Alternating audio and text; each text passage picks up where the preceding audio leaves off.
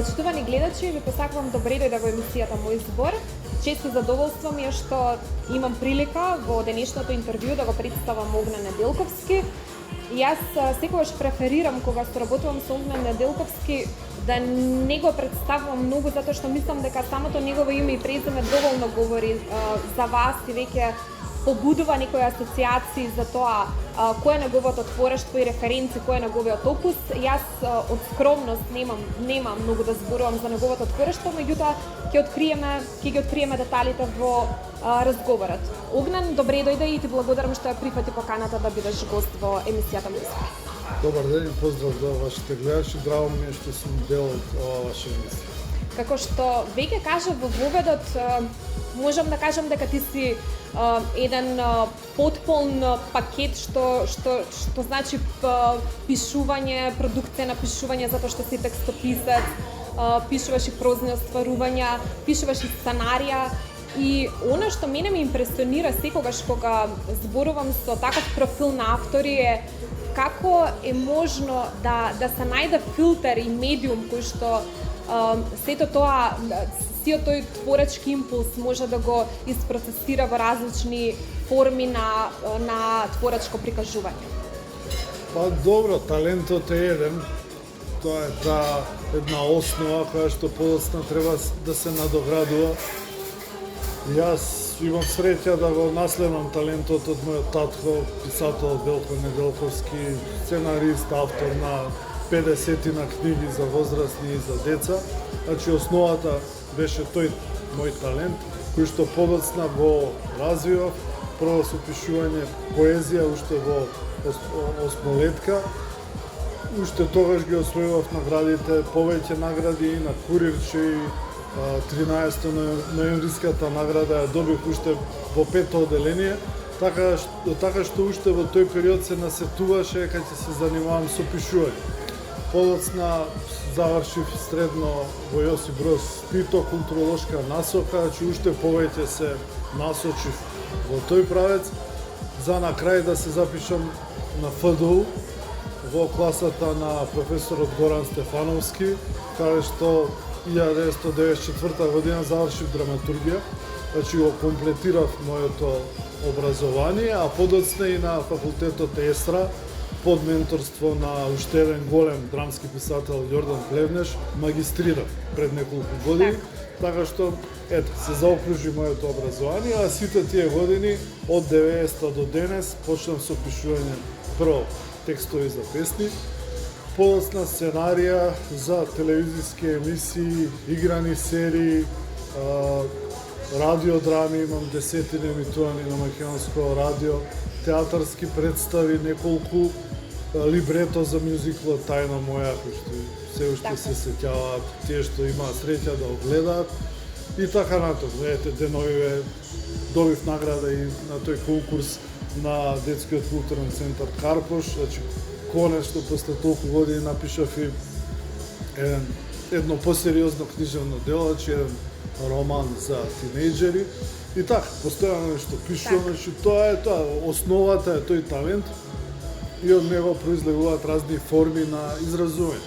Она што сакам да те прашам, веќе ти во твојот одговор постави дека резултатот, односно творбите се голем дел талент, меѓутоа има и дел од образование. Например, ако се сетиме од историјата на уметноста и историјата на филозофијата, Платон беше тој кој што говореше дека уметникот при своето создавање под постојана манија, под постојан занес, односно дека творбата практично значи обраќање на боговите, кое што се медијација има токму преку творецот. Додека Аристотел сметаше дека за да имате успешна уметничка творба, треба практично да имате образование, односно добро да ги познавате техниките, односно да го познавате занаетот. Колку од продуктот, од работата е талент, а колку е образование? И колку се битни двете во синтез? Па, во секој случај најдобар е спојот помеѓу Платон и Аристотел во сите сфери на животот, па и во пишувањето. Многумина велат дека талентот е еден, постоа сето друго е работа и во спортот, и во културата, и во уметноста. Јас се согласувам со тоа, мислам дека талентот е некоја предодреденост и насока, укажување во кој правец треба да оди човекот, меѓутоа без работа, само ако се потпре авторот на својот талент, мислам дека нема многу далеко да стаса. Мојот професор Горан Стефановски знаеше да каже дека драматургијата, односно пишувањето е рударска работа, значи треба секојдневно и постојано да се пишува, и само да се пишува, че да се создаваат многу сцени, многу ликови, многу реплики и од цел тој квантитет на крај да остане еден бисер. Значи, некојаш не се знае, може од илјадници страници да не остане ништо, а некојаш и од десетина страни да остане некоја одлична сцена. Значи, мојот одговор би бил да, спој на талент, меѓутоа и многу голема работа. Значи, како што кажавме, еден творечки продукт зависи во голема мера и од талентот и од образование и од постојана работа. Она што го прави уметник е неговиот творечки порив. И мислам дека сите уметници и сите луѓе кои што создаваат се согласуваат околу тоа дека примарен е тој внатрешен порив, односно внатрешна потреба која што има само ексклузивно уметникот да создава. Понекогаш ќе се согласиш со мене, не е важна комерцијалната или крајната фаза од продуктот, како тој ќе се пласира пред публиката. Туку важно е твојот внатрешен глас како ќе го манифестираш. Дали си се сретнал со таква ситуација во која што едноставно незадржливоста на тој внатрешен уметнички порив да создаваш ти е многу поважна, таа продукција ти е многу поважна отколку некогаш ангажираниот аспект кога некој ќе нарача текст или кога треба да напишеш текст за нешто поконкретно, нема некоја разлика. Па да, во секој случај постои тоа, јас го викам инспирација, некој порив кој што го тера авторот да создава. Колку пати јас, особено на одмор, кога ќе заминеме, најчесто во Грција, и си велам, наредниве 10-15 дена нема ништо да пишувам, едноставно ќе одмарам. Меѓутоа, многу ретко, да не речам никогаш, се случува да одмарам сите денови, односно тој порив за кој што зборуваме ме тера да создавам нешто. Независно од нарачките, тој порив, тој талент, таа инспирација, односно желба за создавање на нешто ново постои во уметникот и постојано го тера да создава, тоа во наводници проклетство на авторот, кој што не може туку така да седи, туку мора да создава нешто ново, кое што дотогаш не постоело. Сега, дали тоа ќе најде успех кај публиката или не, тоа никогаш не го знае. А особено не во процесот на создавање на едно дело. Јас колку пати кога ќе помислам за нешто што сум пишувал пред 20 години, например, сите тие текстови што ги напишав за Тоше Проес, јас додека ги пишував, воопшто не размислував ни дали ќе бидат тие песни хитови, ни дали тие стихови ќе ги пее публика од 30.000 луѓе на градски стадион и дали тие сите песни ќе останат евергрини толку многу години. Едноставно создав. Ми беше важно да окажам тоа што имам да окажам и се радувам што имам уште многу нешта да кажам и после сите овие 30 години, колку што сум на естрадата, се радувам одново и одново кога ќе добијам некоја мелодија на која што треба да напишам текст и повторно го повикувам тој мој порив, односно таа моја инспирација при создавањето на тие песни кога има некоја нарачка. Така.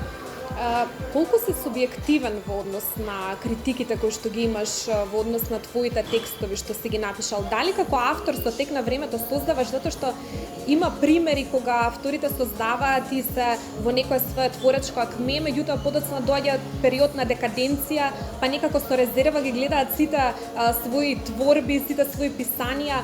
Дали ти се развиваш? Дали е присутен развојот и од оваа денешна перспектива? Дали ги оценуваш со поголема критика и со доза на резервираност текстовите што си ги напишал претходно и мислиш дека тоа од денешна перспектива можеш да го направиш многу подобро и дека можеш уште да дадеш од себе? Па, тоа е тешко да се каже, секој автор е суетен на свој начин и на секој автор му се драги и најдраги неговите дела. И многу тешко реагира на критика на тие дела.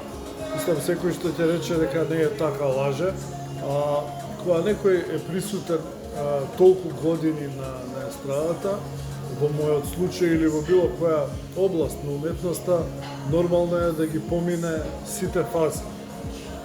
Јас почнав многу рано да пишувам текстови, че првиот настап и првата награда ја добив во 1990 година, кој имав само 18 години.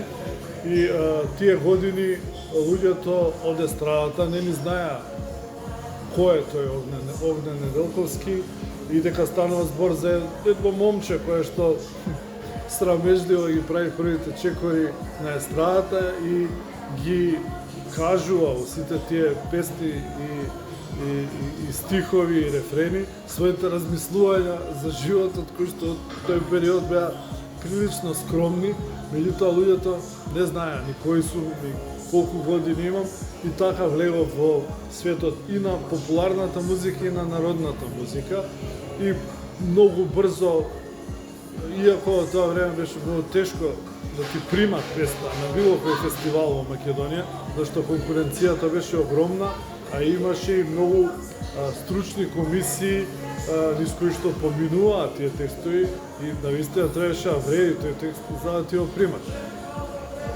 Подоцна, низ годините што следуваа, веќе стана сосема вообичаено и нормално на секој фестивал, на секој проект да има текстови на Огнен Неделковски и во народната и во забавната музика и полека стигнав до еден свој зенит, односно до еден свој плафон, кој што во создавањето на тие текстови, кој што се случуваше според моја проценка некаде помеѓу 2000-та година и 2002-2003 година.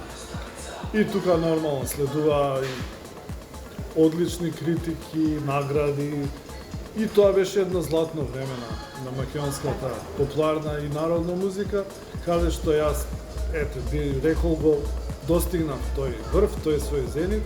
Сега од тогаш нааму јас и понатаму пишувам, меѓутоа после извесен број години веројатно и самото име им досадува на луѓето, така веројатно се почесто кога ќе сретнат моето име, публиката, па и пеачите и композиторите си кажат овој пак до која ќе пишувам, меѓутоа јас ќе пишувам дека тој порив ќе ме тера да пишувам, па сега независно дали тоа им се допаѓа или не, и на публиката, па и на пеачите.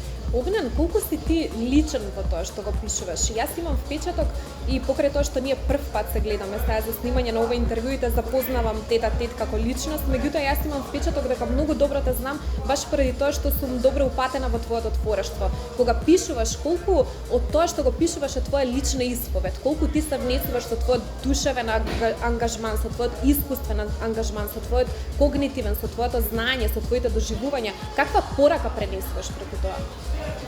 Па, да бидам искрен, речи се сите мои текстови се дел од мојот живот, односно од одредени ситуации кои што сум ги поминал во животот или сум ги слушнал од други луѓе, меѓутоа сите тие стихови се дел од мене. И често ми се случува кога слушам одредени песни кои што сум ги создал пред 10, 15, 20 или 30 години, додека ги слушам да се подсетам на некој настан од мојот живот и да се вратам во времето. Да, сите мои дела се Твоја лично биографија. мои, апсолутно моја биографија. Сега некаде пеачите препознаваат дел од мојата биографија како да е нивна, што е добро и за песната, и за, например, Тоша Проевски, која му ја напишав Тајно моја, што Тајно моја е моја приказна, меѓутоа он се пронајде во неа. И добро е изнесен. И одлично е изнесе. Исто и некои други песни и за него и за разни други изведувачи. Тоа се мои лични приказни, а тие се пронаоѓаат во нив, а после известно време и слушателите, односно публиката, мислат дека тоа се нивни приказни и тоа е добро. Така. Како што спомна предходно, публиката или оние кои што ќе те сретнат, што ќе го сретнат твоето име, веќе те препознаваат како искусен, како голем професионалец во тоа што го работиш, веќе твоето име и презиме значи нешто на македонската сцена, можам да кажам и многу пошироко, не само во Македонија те препознаваат и многу пошироко, но ти не престануваш да твориш и не престануваш да бараш своји нови медиуми каде што ќе се изразиш. Имаше прозно остварување неодамна кој што беше прво наградено од Центар за култура на општина Карпош. Станува збор за прозно остварување кој што го наменуваш за тинејџери. Тоа покажува дека сепак не си презаситен од тоа што го работиш. Па да, јас постојано барам некои нови форми на свое изразување. За жал, ситуацијата ете година и пол со пандемијата беше таква каква што беше, практично замре естрадата. Многу фестивали не се одржаа, многу проекти воопшто не се снимија, практично не се случува ништо веќе година и пол на македонската естрада. За жал и телевизиите во Македонија речиси ништо не снимаат, како играна продукција. Минатата година имав 2 сценарија во рамките на серијата Преспав, пред минатата едно сценарио, меѓутоа тоа е малку, за да успеам да го искажам сето она што го носам во себе и сакам да го кажам. Од тие причини во една таква фаза кога буквално немав што да пишувам, односно немав каде да го кажам тоа што сакав да го кажам, најдов на интернет на конкурсот на Детскиот културен центар Карпош, каде што распишаа конкурс за роман за тинејџери и каде што имаше одредени правила кои што треба да бидат исполнети за да учествувате на конкурс.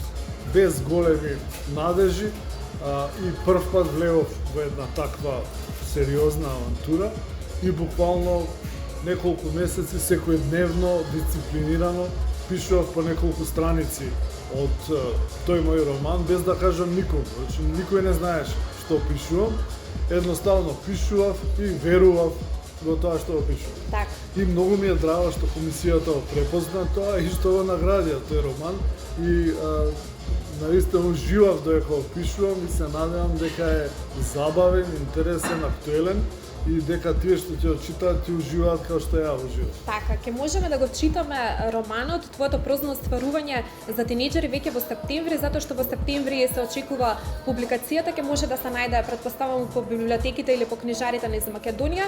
Јас радо ќе го прочитам тоа четиво и ти честитам за твојот успех. Ета не престануваат признанијата да стигнуваат за твојата работа. Ти посакувам тоа да оди во нагорна линија, само уште во интерес на времето ќе поставиме уште едно прашање. Сега сме во ситуација на епидемија, имаме ковид мерки, имаме заклучување, имавме карантини, така натаму. Како тоа влие на еден творец кој што има слободен дух, кој што сака да твори, меѓутоа можеби е затворен во некој нов животен стил кој што ни ги наметна самите мерки, епидемијата?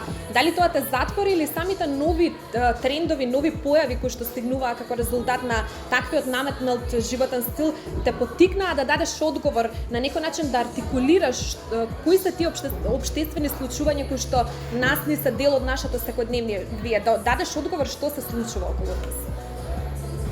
Па искрено кажано, ние авторите секогаш, независно од пандемијата, живееме во некој свој свет, така што не ни треба многу луѓе. многу мојот живот не се разликува пред и за време на пандемијата. Значи, ја не сум некој човек кој што многу сака да излегува или да се дружи. Меѓутоа, самото чувство, односно самото сознание дека не смеете никаде да излегувате 5 дена, колку што лани на 2-3 пати траеа тие карантини, наистина е страшно и делува онака како затворен. Не отијас ќе имав каде додам сите тие денови, меѓутоа самото сознание дека не смееш, дека нешто ти е забрането, делува страшно фрустрирачки. Од друга страна, пандемијата и COVID-19 донесе еден голем страф кај сите, па и кај мене.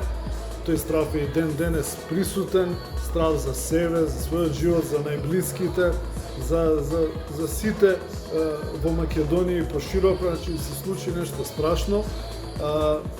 Се што постоеше преку ноќ го снема, значи го снема дружењето, ги снема сите настани кои што ги изближува луѓето. Година дена немаше ни спортски надпревари.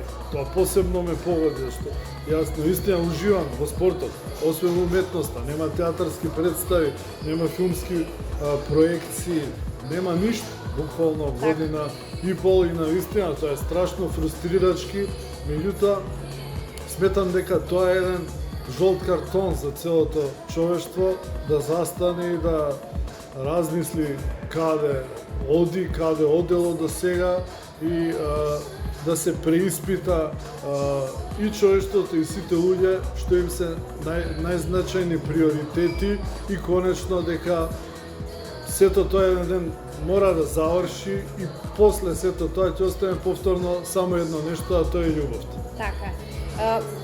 Претходно кажа дека тоа што не си имал прилика да се дружиш, да излегуваш, да следиш спортски надпревари, да бидеш во постојано друштво со твоите пријатели, да се среќаваш со други луѓе, ти веќе инхибирачко чувство создава, не само кај тебе како писател, како автор, како уметник, туку можам да кажам пошироко и кај сите нас. Ме интересира колку од тоа сведоштво што го имаш при комуникација со другите луѓе го пренесуваш во твоето писание. Дали другиот е твоја инспирација и како ги пренесуваш туѓите животни приказни во твоите творечки стварувања? Добро, јас сакам да ги слушнам туѓите приказни, меѓутоа ги преработувам низ мојот филтер. Во секој случај сакам да слушам туѓи приказни, туѓи судбини, иако се почесто, например, кога мојата сопруга ќе почне да ми раскажува нека тажна приказна, веќе не можам да слушам такви тажни, потресни приказни. Сакам се повеќе некои приказни со хепи енд, некои приказни оптимистички, жанровски, како комедија, како фарса. Мислам дека премногу му е на светот од сите овие црнила и трагедии и мелодрами. Знаеке е време за некои поведри нешто. Ти благодарам што беше дел од емисијата Мој збор. Ова интервју ќе се емитува на порталот Мој збор, како и на Радио Мост, и се надевам дека ќе имаме прилика за следна соработка. Благодарам.